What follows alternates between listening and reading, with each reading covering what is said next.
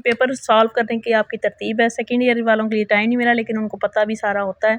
First year जो है ना, इनको पेपर सॉल्व करने में थोड़ी सी मुश्किल होती है। तो फर्स्ट ईयर के उर्दू के पेपर के लिए आपने जो पेपर को सॉल्व करना है, क्वेश्चन नंबर आपने वही लिखना है जो पेपर के ऊपर होगा, ये आपको पता है। तो लेकिन उसको अटैम्प्ट करने के लिए, क्योंकि आपको पता है कि पेपर बहुत लेंथी होता है, उसमें टाइम मैनेज करना बड़ा मुश्किल हो जाता है।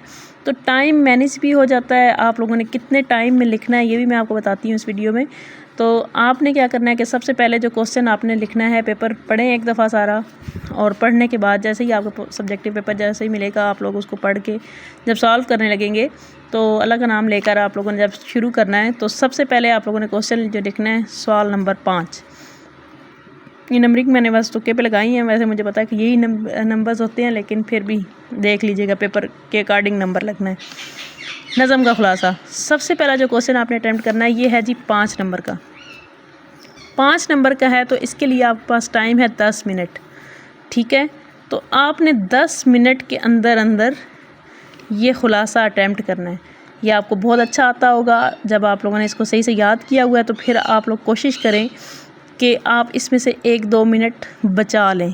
ठीक है, उसके लिए आप लोगों ने सबसे पहले जैसे ही आपको ऑब्जेक्टिव मिलेगी, ऑब्जेक्टिव सॉल्व करने के बाद आपने अपनी पेपर पे मार्जिन्स लगा लें, और जो है ना ताकि टाइम कम से कम जो है ना वो वेस्ट हो।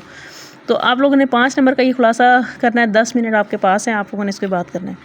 अच्छा, ये थोड़ा सा नंबर टेकिंग, टाइम टेकिंग जो है ना वो है आपका क्वेश्चन है। नंबर भी इसमें आते हैं। नंबर अगर आप लोग वो मेरा जो आपको मैंने आपको तलखीस का मेथड करवाया हुआ है, अगर आप उसके अकॉर्डिंग करेंगे तो आपके 10 में से 10 नंबर भी आ जाते हैं।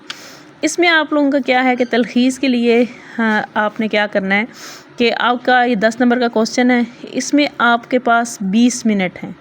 20 मिनट के अंदर अंदर आप लोगों ने ये इसको करना है, इस क्वेश्चन को, दूसरा क्वेश्चन ये अटैम्प्ट करें। क्योंकि ये अगर आप थोड़ा सा ये तहम्मुल से करने वाला सवाल है, 5 मिनट ऊपर भी चले जाते हैं तो कोई मसला नहीं होगा।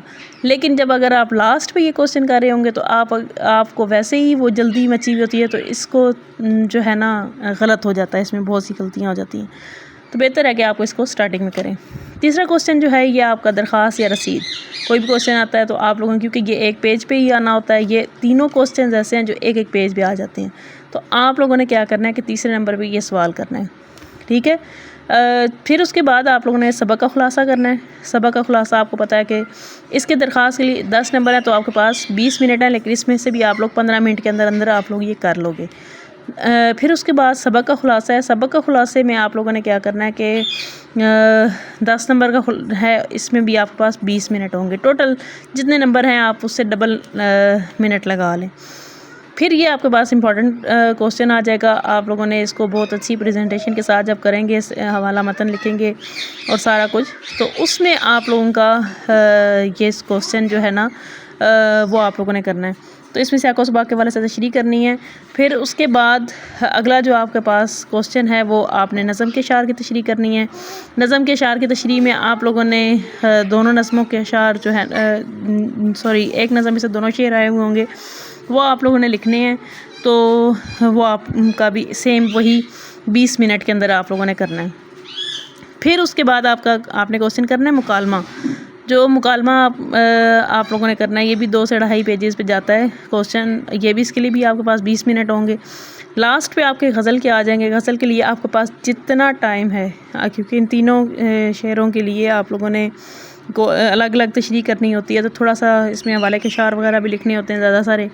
तो वो उसके लिए जो है ना वो आप लोगों का जितना हो सके लास्ट में जो टाइम बचता है वो आप इस पे लगाएं। बाकी मार्जिन रख लें 5-7 मिनट जो आप पेपर रीडिंग के लिए, तो इंशाल्लाह बहुत अच्छा आपका पेपर अटैम्प्ट हो जाएगा।